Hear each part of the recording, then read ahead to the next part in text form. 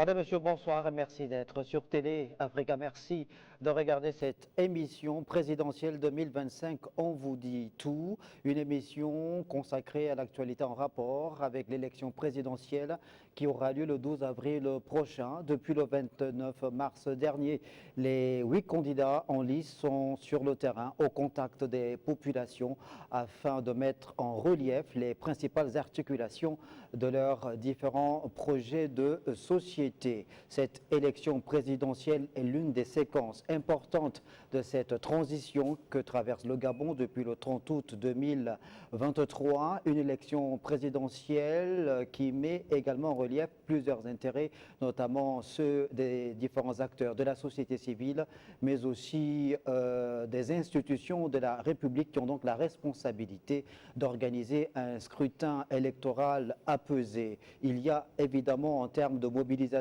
en ce qui concerne cette élection présidentielle, la présence au Gabon des médias nationaux, des médias internationaux, de la société civile, celle venue hors des frontières gabonaises, des observateurs internationaux venus faire le constat du déroulement de cette élection présidentielle. Il faut dire qu'en ce qui concerne les conditions d'organisation, en amont, pendant et après, il y a cette présence remarquée depuis plusieurs jours maintenant sur le territoire national des membres de l'IDEA, l'Institut international pour la démocratie et l'assistance électorale, dont l'une des missions a été conduite il y a quelques jours par son responsable qui a été reçu d'ailleurs la délégation par le président de l'Assemblée nationale, M. Mohamed Ibn Chambas, qui avait été reçu par le président Jean-François Ndongo, président de l'Assemblée nationale. Dans cette émission, on va donc faire le point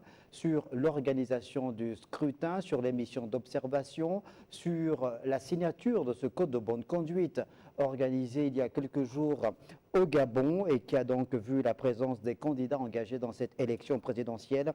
Un code de bonne conduite qui renferme 22 engagements de la part de ces candidats. Pour en parler dans le menu détail, j'ai le plaisir de recevoir dans cette émission 3 invités et pas des moindres, puisque je reçois sur le plateau le docteur Honorine Ndongo.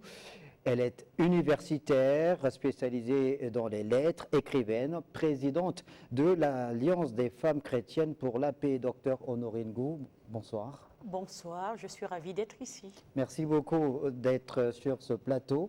Je reçois également Hermina Akazon, en sa qualité de présidente de l'association Women Go for Peace. Madame Akazon, bonsoir. Bonsoir Snella, merci pour l'invitation. Et notre troisième invité est un homme, c'est le docteur Mahamad Abdallah Assoumou Mbo. Il est conseiller technique du Conseil supérieur des affaires islamiques du Gabon.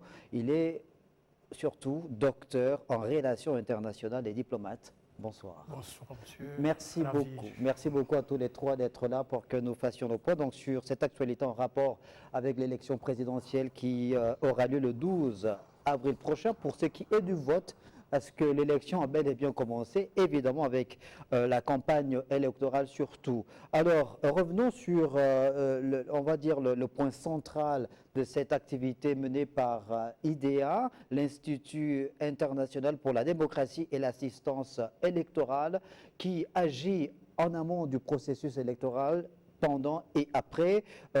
Commençons par la phase relative aux échanges que les responsables de l'IDEA ont eu avec les autorités gabonaises. J'ai parlé tout à l'heure dans l'introduction de l'émission de cette audience accordée par le président de l'Assemblée nationale, Dr Honorine Ndongo. Cette démarche-là est-elle une démarche indispensable dans un processus électoral? Je vous remercie de m'avoir invité sur ce plateau. Je vais dire oui.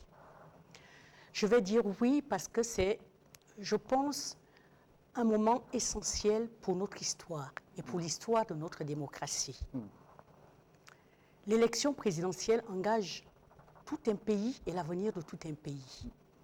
Le fait pour l'Institut international pour la démocratie et comment dire, l'assistance électorale, de mettre de prendre attache avec les autorités essentielles, les autorités comment dire, gabonaises, les acteurs essentiels du processus électoral.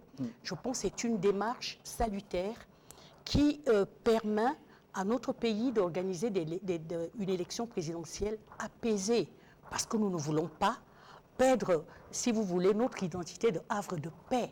Le Gabon, à l'international, est considéré comme un havre de paix. Et lorsqu'il s'agit d'élections présidentielles, il y a eu des passifs, il y a eu des violences dans le passé. Il ne faut pas que nous oublions ce passé et qu'on mette en place on va dire des stratégies et des garde-fous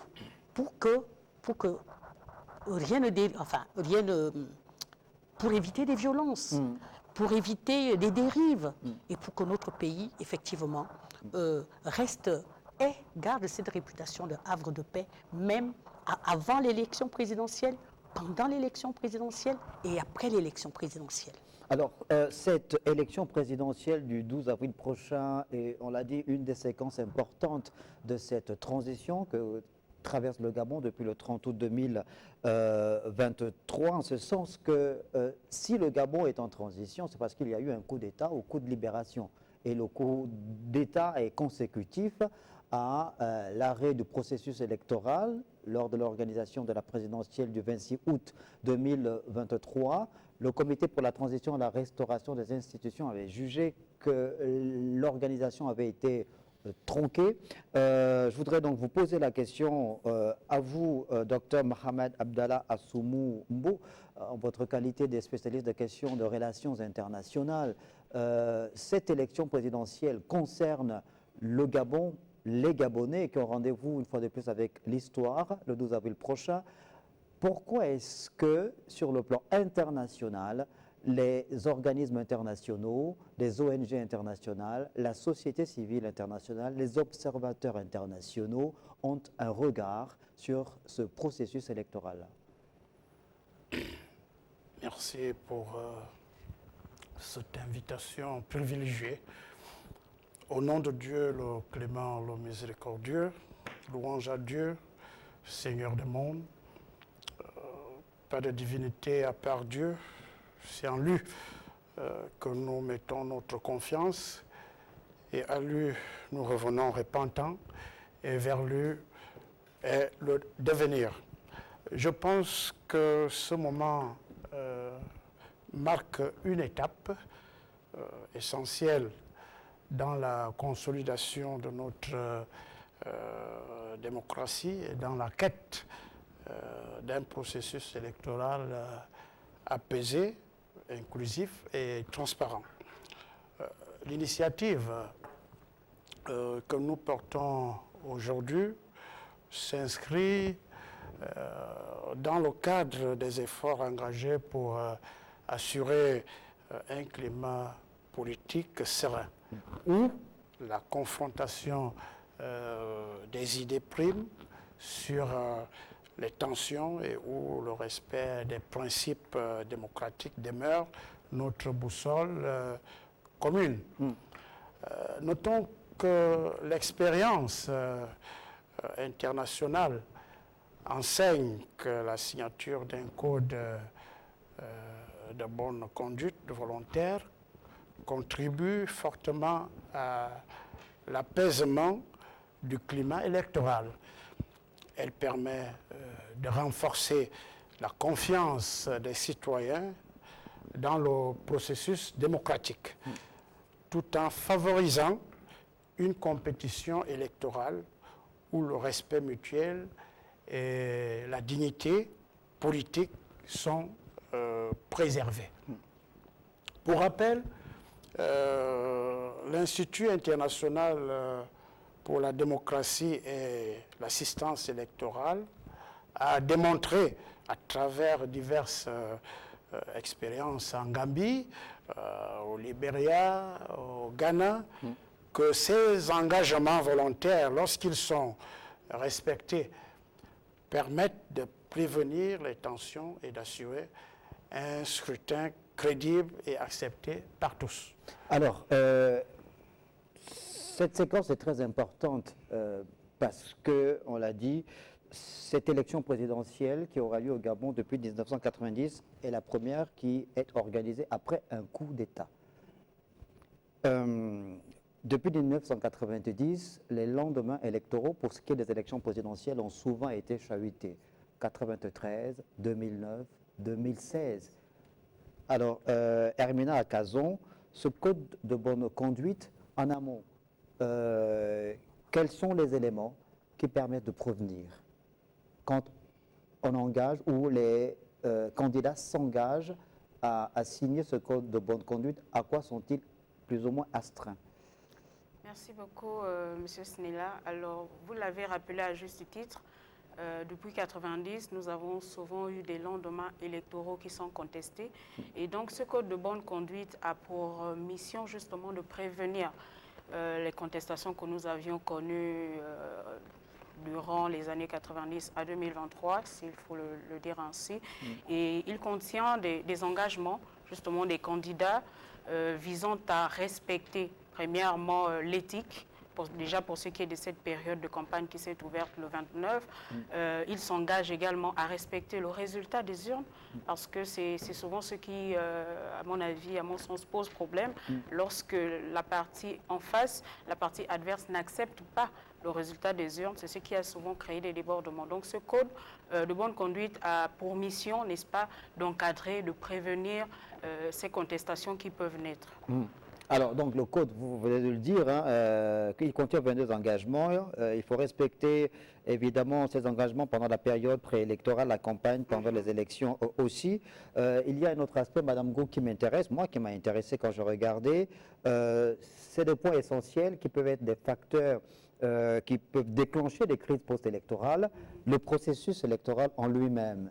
On exige aujourd'hui qu'il y ait un processus électoral transparent. Et là, dans ce code de bonne conduite, je veux qu'il y ait un point relatif à l'achat d'électeurs. C'est-à-dire que vous avez engagé ceux qui ont signé les candidats à ne pas procéder dans ces pratiques déviantes. Absolument.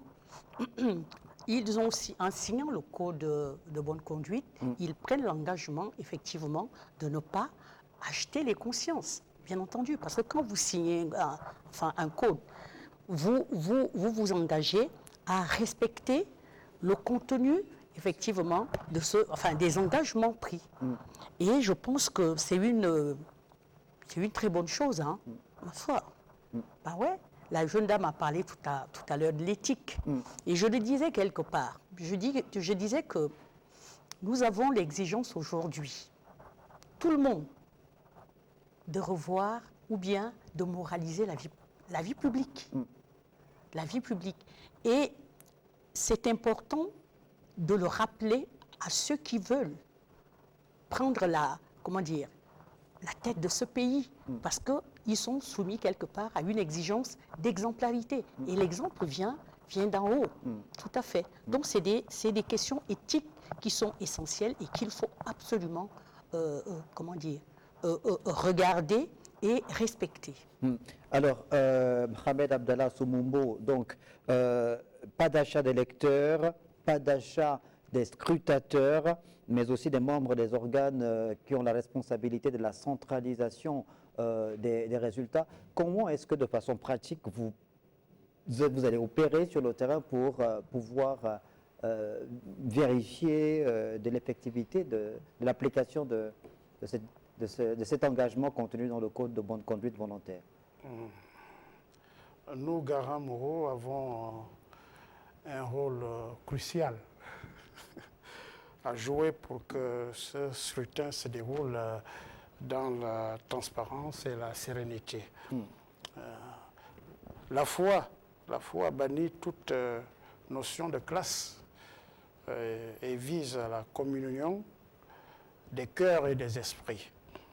La foi nous recommande aussi de souhaiter pour autrui ce que nous désirions pour nous-mêmes. C'est sur ces principes, sur cette idée de coopération que se fonde aujourd'hui ce que nous appelons aujourd'hui démocratie. D'où la nécessité de jouer notre rôle en tirant la sonnette d'alarme. Alors, vous tirez la sonnette d'alarme par des campagnes de sensibilisation, les passages sur les plateaux télé et radio. Aussi bien à l'endroit de certains candidats par rapport à la violence de leurs propos, qu'à l'endroit des populations qui doivent plus se mobiliser pour l'avenir du Gabon que pour les gadgets et autres prisons. Notons que nous mettrons en œuvre pour le faire signer aux trois candidats restants afin de rejoindre cet engagement à mener des campagnes justes et apaisées sans incitation à la violence, dans le respect de la Constitution et pour l'intérêt de la nation. Hermina Akazon, Mohamed Abdallah Assoumou vient d'évoquer les propos des candidats qui sont quand même évidemment ceux qui ont la responsabilité de mener la campagne électorale et qui ont leurs partisans derrière eux. On a vu qu'avant même l'ouverture de la campagne électorale, il y a eu certains propos qui ont été évoqués par certains acteurs politiques, notamment mettant en relief un certain discours communautaire. Il y a véritablement lieu là de tirer la sonnette d'alarme, c'est ça? Bien sûr. Alors, il y a, comme vous venez de le souligner, il y a effectivement eu des propos tribalistes de certains candidats. Et moi, en tant que coordinatrice du projet de monitoring et de prévention des violences liées au processus électoral, nous avons justement cette responsabilité-là à travers des moniteurs que nous avons déployés, préalablement formés, et qu'ensuite nous avons déployés sur l'ensemble du territoire, cette responsabilité justement de veiller et de collecter toutes ces informations qui ont attrait à la violence durant ce processus. Nous ne nous limitons pas qu'à la collecte. Nous collectons, nous traitons à l'aide d'un logiciel, là encore mis à disposition par IDEA International, que nous remercions d'ailleurs, qui est partenaire à ce projet et qui nous permet ensuite de produire des rapports hebdomadaires que nous soumettons aux autorités compétentes avec des mesures préventives que nous pouvons suggérer qui pourraient aller à l'interpellation de ces acteurs pour dire attention, au cours de telle sortie, dans telle province, dans telle localité, parce que nous avons des informations précises qui nous sont remontées par ces moniteurs, que nous prenons soin de vérifier avec au moins 2 sources. Aujourd'hui, avec les médias, avec les réseaux sociaux, c'est très facile également de vérifier si ce fait il est avéré ou pas. On a la possibilité de vérifier avec des personnes que nous avons sur place. Donc, nous demandons justement aux autorités compétentes, telles que l'ACER, par exemple, qui est l'autorité de contrôle des élections du référendum, pour leur dire attention, dans notre rapport de telle semaine, il nous a été remonté que tel candidat a tenu tel propos. Nous pensons que si de tels faits se répètent ou se multiplient, ça pourrait avoir pour effet d'embraser, n'est-ce pas, les populations. Elles pourraient avoir des réactions totalement inattendues et que nous ne pourrions peut-être pas contenir. Donc il est important que nous puissions prévenir justement en attirant l'attention de ces acteurs-là, qu'ils soient candidats ou électeurs, parce qu'il n'y a pas que les candidats justement qui sont engagés dans cette campagne. Il y a également des partisans de candidats qui, eux, à leur tour, se font parfois le relais de propos assez violents, assez tribalistes, assez sectaires et qui peuvent, n'est-ce pas, faire sortir les uns et les autres de leurs réserves. Alors, vous avez parlé des autorités compétentes, évidemment. Quand vous parlez des autorités compétentes, il y a le ministère de l'Intérieur, à travers la CNOSER et la SER. Il y a les ministères régaliens également qui accompagnent le ministère de l'Intérieur, comme le ministère de la Justice et de la Défense nationale. Oui. Et puis, bon, il y a les états-majors des partis politiques. Est-ce que vous travaillez en collaboration avec ces états-majors de partis politiques?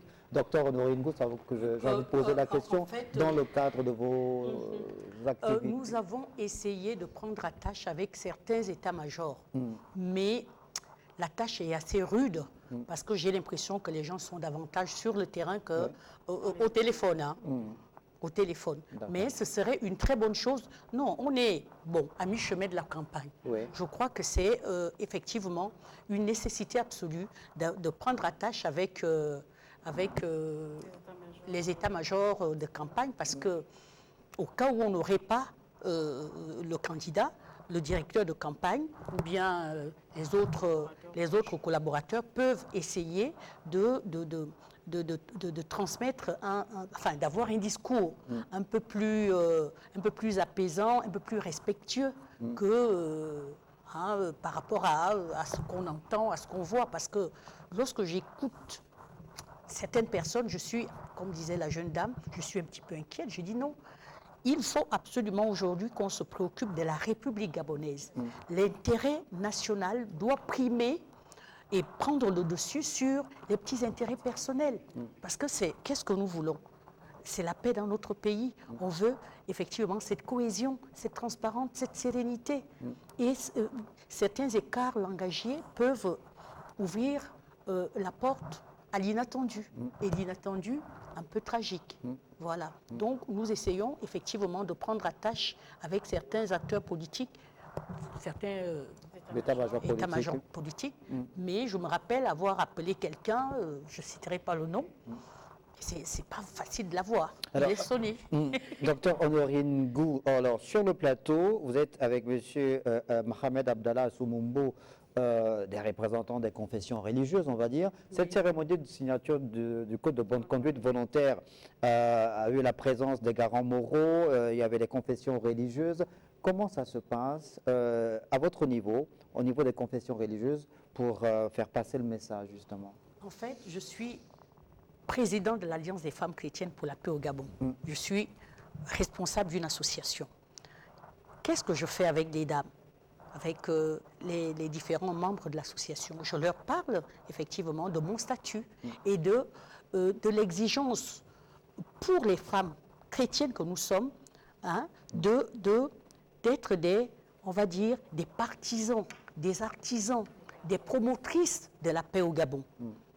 Et ça va se passer non seulement au niveau associatif, mais les leaders religieux ont aussi des assemblées. Et ils vont aussi, à travers des prêches, essayer de faire passer, ce message de paix, ce message de concorde, ce message d'amour.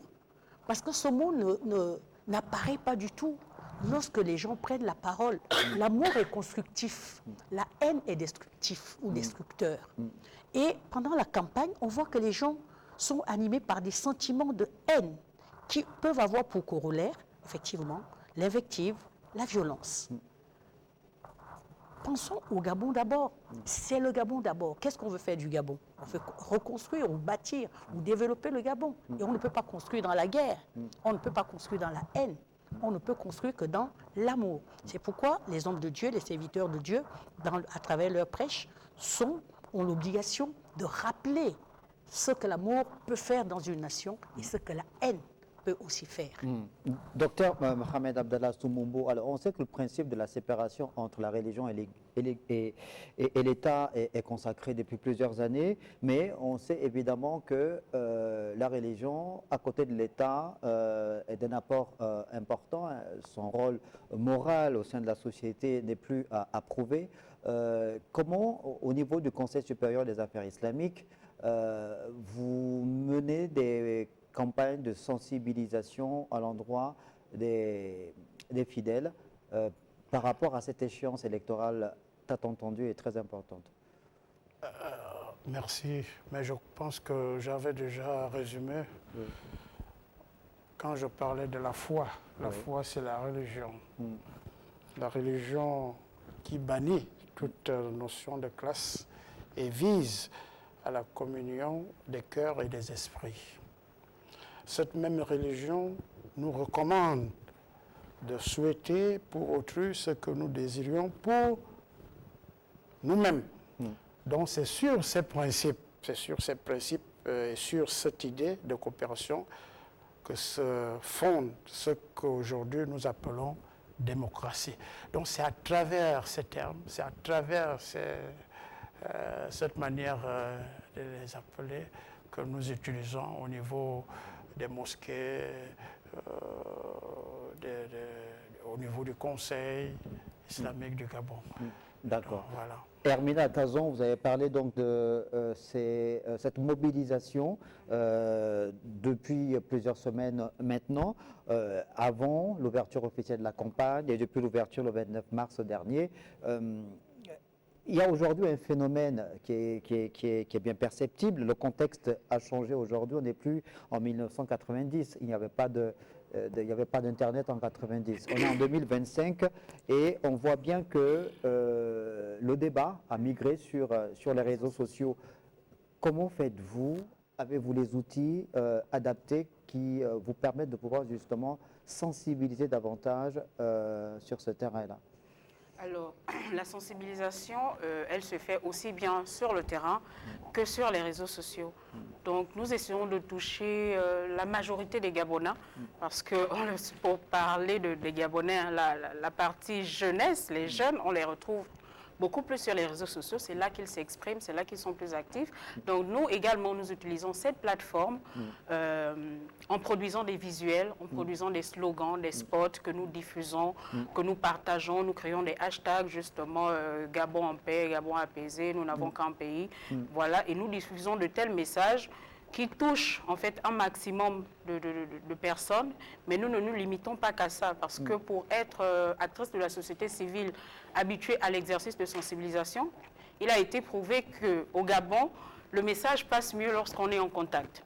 Et pour avoir fait plusieurs campagnes, même à l'intérieur du pays, nous avons eu la preuve que parfois même la communication qui est faite, que ce soit dans les médias traditionnels, la télévision, et même parfois dans les réseaux sociaux, ne touche pas la population cible. Les gens vont vous dire, ils ne sont pas informés.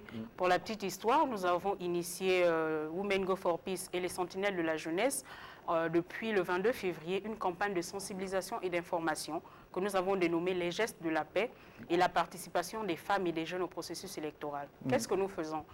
Nous sillonnons des quartiers. Tous les week-ends, samedi et dimanche après-midi, nous rassemblons des gens, des femmes, des jeunes, des personnes âgées, justement pour leur donner l'information de l'actualité actuelle. Et vous serez surpris de savoir qu'il y en a au charbonnage, à Libreville, qui ignoraient même que le 12 avril, il y aurait élection présidentielle. C'est vous dire à quel point la mission de sensibilisation, elle est importante, que ce soit la sensibilisation traditionnelle à travers le porte-à-porte, à travers des grandes campagnes où on rassemble les gens, à travers les réseaux sociaux et les médias. Donc, il est important que tous les acteurs qui sont impliqués dans le processus, n'est-ce pas, s'approprient cette mission d'informer la population. Parce que l'un des dangers, justement, lorsque la population n'est pas bien informée, eh bien, elle peut également donner la voix à des violences qui sont parfois inexpliquées. Et l'une des choses que nous disons souvent aux Gabonais, lorsque nous avons la possibilité d'échanger avec eux, pour parler de moi qui suis par ailleurs médiatrice de paix, c'est qu'on n'a qu'un pays, c'est le Gabon. On gagnerait tous à le préserver. Une autre chose, c'est que les divergences d'opinion politique ne font pas de nous des ennemis. Je peux être totalement opposé à Mme Gou, qui est assise à côté de moi du point de vue politique, mais ça ne fait pas de nous des ennemis. Ce sont des débats d'idées qui ne doivent pas nous emmener, n'est-ce pas, à nous déchirer, qui ne doivent pas nous emmener à tenir certains propos. Et je pense que ces initiatives conjointes qui ont un seul et même objectif, c'est de promouvoir un climat apaisé, des élections apaisées vont porter si chaque acteur à son niveau joue son rôle. Docteur Honorine Gou, alors, vous avez donc pris part à cette cérémonie de signature du Code de bonne conduite volontaire en présence des 5 candidats qui ont déjà signé. Comment vous les avez trouvés? Ont-ils été réceptifs au discours? Je vais dévoiler un petit secret. Il y a alors là, j'étais avec M. Assoumou, qui n'a pas du tout été réceptif. Il a fallu, je ne suis pas diplomate, je suis assez direct, mais pour moi, qui considère la paix comme un impératif social, et surtout au cours de telles périodes, nous avons usé de toutes les stratégies, de toutes les tactiques pour nous faire accepter. Ce n'était pas évident. Et j'ai terminé, comme il disait, par la foi, parce que je suis aussi une femme de foi. Il a fallu que nous prions avec un candidat, M. Assoumela, et je lui ai dit, écoutez, comme le disait la jeune dame, notre pays, je crois, est la prunelle de l'œil que nous devons préserver, protéger. Lorsque les gens s'engagent à l'élection présidentielle, ils se battent pour le Gabon et pour que la paix règne au Gabon. C'est ce que j'essayais de lui dire à l'époque, ce code de bonne conduite vous engage, nous engage tout le peuple gabonais. Et c'est notre histoire et votre histoire que nous sommes en train d'écrire. Donc il a fallu vraiment user des mots les plus, on va dire, des mots adéquats, des mots, on va dire, de toute une subtilité. À un moment, il a dit, il vient, il ne signe pas. J'ai dit non, c'est pas possible. Si vous venez, vous avez l'obligation de signer pour le Gabon, pour l'avenir de notre pays, pour la paix au Gabon. Et enfin, à la fin de, la rencontre, il a dit, la grande, je viens signer pour le Gabon. D'accord. Voilà. Et il a signé. Et il a signé. Il a signé. Et d'autres candidats, on a vu les autres, les 5, franchement, c'était fair play. Et pour moi, c'est mon point de vue, c'est une réflexion personnelle. Je dis, ce pays sera redressé avec les amoureux de ce pays. Il faut que nous apprenions, tous autant que nous sommes, d'aimer ce pays. Et je me suis dit, finalement, ils sont venus parce qu'ils aiment le Gabon. C'est un point de vue. D'accord. Docteur Assoumumbo, alors, on voit bien au regard de l'intérêt que représente cette élection présidentielle que l'engagement de l'Institut international pour la démocratie et l'assistance électorale va au-delà du simple formalisme, j'ai envie de dire, par rapport à cette signature du code de bonne conduite volontaire.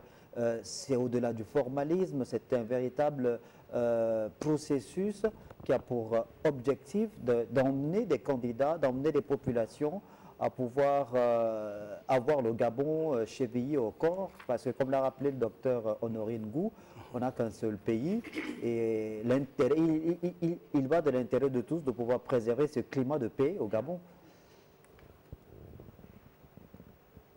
Je pense que c'est un engagement. C'est un engagement solennel qui permet à tous les Gabonais, candidats ou électeurs, de s'y mettre. Donc, on demande seulement au bon Dieu de bénir le Gabon. On n'a plus de mots à dire puisque nous avons pratiquement tout dit, tout fait, pourvu que cette élection se passe dans la sérénité. Le code, c'est volontaire. Donc ce n'est pas une force, ce n'est pas une imposition. Non. C'est volontaire, mais il faut avoir le souci de ton peuple, le souci des Gabonais, le souci de ta patrie, afin de t'engager. Donc c'est ce que je pouvais... Hermina Cazon, alors le processus électoral, on peut le séquencer en 3 principales étapes, on va dire la pré-campagne, la campagne, la pré-campagne, la campagne et le jour du vote. Qu'est-ce qu'on peut dire en ce qui concerne le jour du vote, le 12 avril 2025? Le 12 avril 2025, pour moi, c'est une date historique, c'est une date très importante et en tant que citoyenne gabonaise, en tant que patriote, je n'hésite pas à diffuser des messages qui invitent tous les Gabonais inscrits sur la liste électorale à aller voter. Pour moi, c'est le premier acte que l'on peut poser en tant que citoyen, en tant que peuple qui aime son pays, parce que c'est à travers le vote, c'est à travers le scrutin qu'on choisit, en définitive, qui seront nos dirigeants, qui va diriger le Gabon demain. Donc le message que je passe depuis un certain temps et que je continue de passer, c'est que zéro abstention. Si ça ne tenait qu'à moi, c'est 0 abstention le 12 avril. Tout le monde doit pouvoir aller voter, tout le monde doit pouvoir aller choisir le candidat qu'il aura estimé être le bon pour ce pays. Ça commence par là. Avant que d'aller sur la scène publique, avant que d'aller poser un quelconque acte. Et ce que je dis souvent aux jeunes, qu'en réalité, si tu n'as pas voté, tu n'as même pas le droit de participer au débat, vu que tu as laissé les autres décider pour toi. Voilà une occasion qui nous a offerte. Donc le 12 avril, c'est une date mémorable pour notre pays qui a traversé une transition jusque-là pacifique. Nous bénissons Dieu pour cela et nous prions que le 12 avril, les choses se passent bien et que juste après, parce que c'est souvent... Le jour J encore, on ne craint pas grand-chose, mais c'est souvent la période entre le jour de l'élection, l'attente et la proclamation. Donc, nous restons en alerte en tant que gardien de la paix. Comme je le disais tantôt, je suis médiatrice de paix. Je prône tous les jours pour la paix parce que je sais que la paix, c'est la base, c'est le facteur de tout développement. Tout ce que nous voulons pour ce pays, si nous n'avons pas la paix, nous ne pourrons rien faire, malgré toutes les ressources dont regorge le Gabon. Alors, vous venez en tant que société civile en appui aux autorités compétentes dans ce processus électoral, Dr Honorine Ngou. Est-ce que la responsabilité de l'État, elle est complètement engagée évidemment dans ce processus électoral? Est-ce que vous avez pu échanger là aussi, je ne sais pas si vous étiez dans la délégation conduite par Mohamed Ibn Chambas à l'Assemblée nationale sur le président? Non, je n'ai pas pu prendre part parce que j'étais indisponible. Vous avez quand même eu un retour de ce qui a été dit. Les autorités compétentes mesurent l'importance de ce scrutin électoral-là. De toute façon, l'idéal leur a présenté, comment dire, le projet de code de bonne conduite, et je pense qu'ils ont adhéré, les membres du gouvernement, l'Assemblée nationale, le Sénat, la société civile, la SER, qui peut être contre la paix, Non, je pense qu'il y a eu un bon retour. Tous les acteurs qui chargeaient du processus électoral étaient favorables à cette, à cette proposition-là de code de bonne conduite, parce que ça y va de la paix dans notre pays, ça y va on va dire du prestige, même de l'honorabilité. Je le disais aussi quelque part, je le redis. Lorsqu'on parle du Gabon à l'international, c'est le pays dans la sous-région qui connaît une sorte de prestige, parce que il est coincé dans des pays où il y a des tensions, et il reste égal à lui-même. Et je pense que après lorsque dans ma tête, c'est pourquoi je suis à l'aise dans mon rôle de garant moral, quand je sais que tous les pays ont leur caméra sur le Gabon, je me dis non, il faut que... Je suis même allée sur le terrain pour dire aux gens, l'esprit de citoyenneté, le sens de la patrie, l'amour de la patrie doit primer sur toute autre raison pour que les choses se passent très très bien. Donc personne ne peut être indifférent, voyez, à ce type de proposition qui est pour calmer le jeu, pour apaiser effectivement les élans un petit peu antagonistes et conflictuels. J'ai aimé, comme la jeune dame disait, que nous pouvons avoir des idées différentes sans être des ennemis. Nous ne sommes pas des ennemis. Nous proposons un projet de société au public gabonais, et il choisit entre vous et moi. Mais ça ne fait pas de nous des ennemis. Ce qui est notre parti, c'est le Gabon. Alors, Dr Mohamed Abdallah Soumombo, il y a la société civile, mais il y a surtout qu'il y a des professionnels de la politique, les partis politiques, les leaders politiques. Dans cette recherche permanente de préservation de la paix, vous voyez en eux, en ces acteurs politiques, en ces leaders politiques, des vecteurs pouvant emmener ce message de préservation de la paix plus loin auprès de leurs différents militants? En fait, une véritable démocratie suppose chez les citoyens civisme et conscience morale. La démocratie est le stade suprême de l'évolution d'une société. Elle n'est pas donnée au départ, mais vient tout naturellement lorsque les conditions qu'elle requiert sont réunies. Et ces conditions sont, à mon sens, un État moderne qui fonctionne et qui soit respecté par la population parce qu'il est respectable. Une nation qui forme déjà un ensemble cohérent et solidaire, un peuple qui atteint un niveau d'éducation et un standard de vie tel qu'il puisse recevoir la démocratie. Non pas comme un luxe dont on ne sait que faire, ou un bien précieux, signe de maturité et moteur. Non, non. C'est ça la démocratie.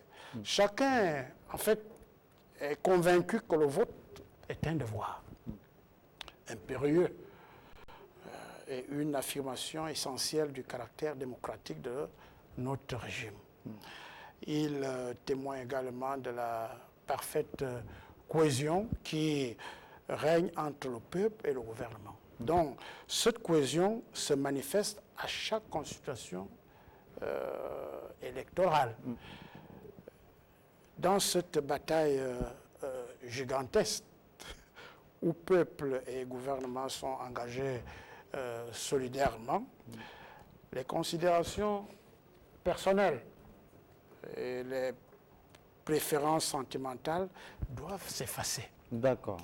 Alors, Hermina Akazon, les 5 candidats qui ont déjà signé ce code de bonne conduite se sont donc engagés à respecter sont donc disposés à respecter les 22 engagements contenus dans ce code de bonne conduite-là. Ils acceptent donc de reconnaître évidemment les résultats qui seront proclamés par la Cour constitutionnelle. C'est bien ça? Pour moi, cela va de soi, c'est la conséquence. Et pour revenir même à l'esprit de l'élaboration de ce code de bonne conduite, il faut le dire, cette élaboration a été faite de façon inclusive et participative. Il faut dire qu'il y a eu une large consultation, n'est-ce pas, de toutes les parties prenantes, partis politiques. Tout à l'heure, vous avez demandé quel est l'apport des partis politiques, n'est-ce pas, dans cette mission de consolidation de la paix. Et bien, même les partis politiques sont engagés. Pour vous dire, même le jour de la cérémonie, les partis politiques ont été conviés, ils étaient présents. C'est-à-dire qu'ils adhèrent totalement à ce projet. Mais même avant la signature, ils ont été consultés parce que c'est un projet qui a été présenté. Moi, en tant que société civile, j'ai été conviée, j'ai eu à contribuer, n'est-ce pas, à la rédaction de ces 22 engagements, les partis politiques, les autorités qui sont engagées dans le processus électoral, j'entends par là la CNOSER, la SER, tout à l'heure vous avez évoqué l'audience à l'Assemblée nationale. C'est vous dire que c'est un processus qui est non seulement inclusif, mais qui est aussi volontaire. Voilà pourquoi tout à l'heure, et participatif. Tout à l'heure, Madame Honorine Ngou vous disait qu'ils sont encore en négociation pour obtenir les 3 autres signatures. Donc, c'est vous dire que pour l'avoir signé, ces candidats sont tenus, n'est-ce pas, au respect du résultat des urnes. Donc, le choix que les Gabonais auront fait le 12 avril devrait, en principe, être respecté. Parce que, in fine, docteur Honorine Ngou, pour l'IDEA, il faut de façon permanente faire la promotion d'une démocratie durable. Oui, même si, bon, la promotion d'une démocratie durable, mais avec des acteurs de paix. Parce que la démocratie n'équivaut pas à la violence, à la guerre. Quand on définit le mot démocratie, démos, peuple, kratos, pouvoir, le pouvoir du peuple, par le peuple et pour le peuple. Quand c'est pour le peuple, parce qu'on ne peut pas diriger un pays sans peuple, il faut absolument, effectivement, tenir compte de ce peuple-là, de ses aspirations, de ses besoins, etc., etc. Et surtout, il faut transmettre le bon message à ce peuple-là. Et je crois que c'est ce que l'IDEA essaie de faire pour que ce scrutin soit apaisé. Parce que c'est pas toujours, je dis, la violence ne vient pas toujours du haut. Ça peut venir de la base. Et ça vient généralement de la base. Et ce peuple doit savoir que nous sommes effectivement dans un processus démocratique. Le meilleur gagne. Le meilleur doit gagner sans violence, sans invective, sans guerre. Et je pense que c'est vraiment très, très important parce que quand on parle de démocratie aujourd'hui en Afrique, je vous assure, parfois je me dis, est-ce qu'ils savent ce que c'est que la démocratie? Laissez l'autre s'exprimer. Comment dire? Expliquer, signifier. Et vous l'écoutez. Et vous échangez. Et vous bâtissez. Même, j'aime bien le mot participatif. Parce que la démocratie est participative. Elle est inclusive. On n'exclut personne. Mais les mêmes personnes qui parlent de démocratie, le peuple surtout, qui ne sait pas qu'il a un pouvoir, qu'il a un rôle à jouer, est souvent celui qui vient effectivement détruire. Et c'est pourquoi moi je salue vraiment profondément l'initiative de l'IDEA qui a mis en place ce code de bonne conduite qui est participatif et inclusif et volontaire. D'accord. Voilà. Alors, Mohamed Abdallah Assoumumbo, alors, est-ce qu'on peut aujourd'hui se réjouir du fait que depuis l'arrivée du CTR et à la tête du Gabon, on ait fait un bond qualitatif dans le processus de l'organisation des élections en ce qui concerne la transparence, parce que là on a vu qu'il y a eu la création de deux organismes, la CNOSER et l'ACER, qui sont même composés d'acteurs de la société civile qui viennent en soutien au ministère de l'Intérieur. Il y a la présence des observateurs internationaux, il y a la présence des médias internationaux et des organismes internationaux. On sent qu'il y a une volonté manifeste d'organiser cette élection-là dans la transparence. Est-ce que ça vous rassure? Ça me rassure bien parce que non seulement nous remercions le bon Dieu qui a guidé nos autorités de la transition, parce que sans Dieu, rien ne pouvait se faire. Donc ça me rassure et je suis sûr que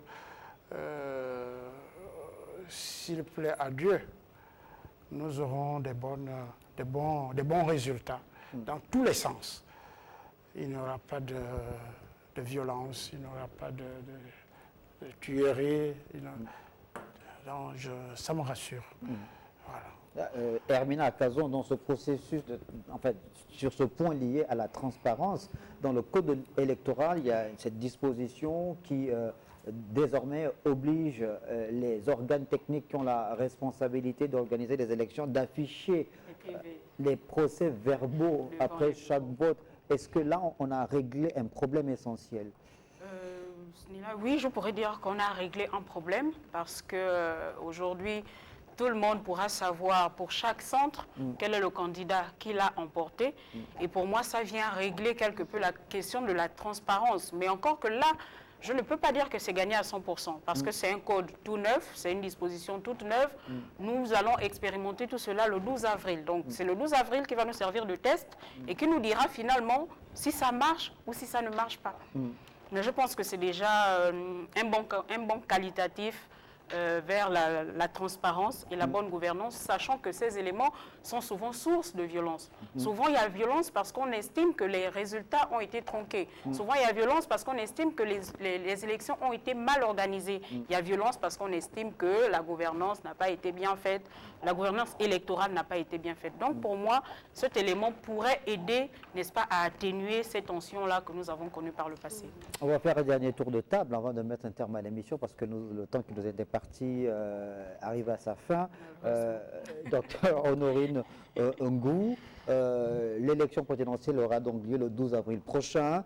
La campagne électorale est entrée dans sa phase la plus active avec cette présence des différents candidats. Ils sont 8 au total sur le terrain dans les 9 provinces du Gabon. Qu'est-ce que vous pouvez dire à cette étape justement du processus électoral de cette élection du 12 avril prochain? Un vœu. Je vais faire un vœu. Que chaque candidat à l'élection présidentielle pense que cette élection est un challenge, c'est un gros défi, non seulement sur le plan national, mais international. Beaucoup de choses se disent, mais le Gabon doit mériter, on va dire, ce qualificatif de havre de paix. Il doit le mériter. Et là, on est à une période, on va dire, essentielle de notre histoire. La transition s'est passée, je dis, dans de très bonnes conditions. Et si la transition s'est passée dans de très bonnes conditions, il faut absolument que cette élection, qu'on en sorte avec élégance, avec patriotisme, avec, on va dire, j'utilise un mot, le meilleur mot qui existe en français, avec amour. Je dis bien avec amour. Celui-ci n'est pas ton ennemi, celle-là n'est pas ton ennemi. C'est un concitoyen qui veut le bien de ce pays, de ce même pays, que nous pensions au Gabon de demain, en mettant en œuvre toutes les stratégies, tout l'amour qu'on peut avoir pour ce pays, tous les meilleurs projets pour que ce pays se relève réellement. Et on ne peut le faire que dans ce processus, on va dire, inclusif, participatif et pacifique. Merci, Dr Honorine Ngou, pour cette conclusion. Je vais me tourner du côté du docteur Mohamed Abdallah Assoumombo pour sa conclusion. Tous les Gabonais doivent conjuguer leurs efforts, ceux qui sont dans les conseils municipaux comme ceux qui n'y seront pas, ceux qui figurent dans l'Assemblée nationale ou dans le gouvernement comme ceux qui n'y figurent pas. Il devra en être ainsi pour tout autre organe de l'État. Un monument sans fissure aux éléments solidaires. Voilà ce que doit être la nation pour avancer vers ses grands objectifs, notamment la dignité de l'individu et la force de la patrie. Le 12 avril 2025, mobilisons-nous pour une élection apaisée, transparente, citoyenne et sans violence. Ensemble, faisons vivre la démocratie. Merci pour votre conclusion, docteur Mohamed Abdallah. Il y a une phrase qui m'arrive. Oui. Permettez-moi de la dire.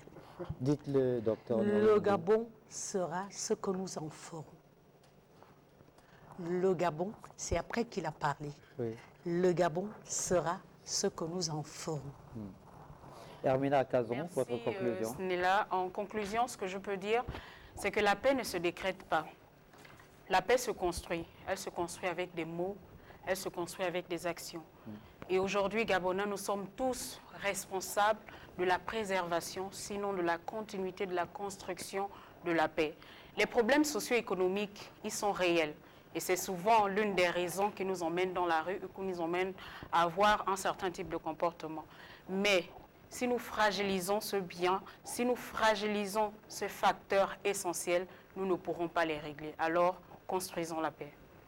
Merci beaucoup. Merci pour cette conclusion. Merci à tous les trois d'être passés sur le plateau de cette émission présidentielle 2025. On vous dit tout. J'avais donc le plaisir de recevoir dans cette émission le docteur Honorine Ngou, universitaire, spécialiste spécialiste en lettres, écrivaine, présidente de l'Alliance des femmes chrétiennes pour la paix, Armina Akazon, présidente de l'association Women Go for Peace, et le docteur Mohamed Abdallah Assoumou Mbo, conseiller technique du Conseil supérieur des affaires islamiques du Gabon, docteur en relations internationales et diplomate. Ils sont donc venus nous parler de ce formidable travail mené sur le terrain par l'Institut international pour la démocratie et l'assistance électorale dans le cadre de l'organisation de l'élection présidentielle qui aura lieu le 12 avril prochain au Gabon. Merci de nous avoir regardé et surtout bonne suite des programmes sur votre chaîne.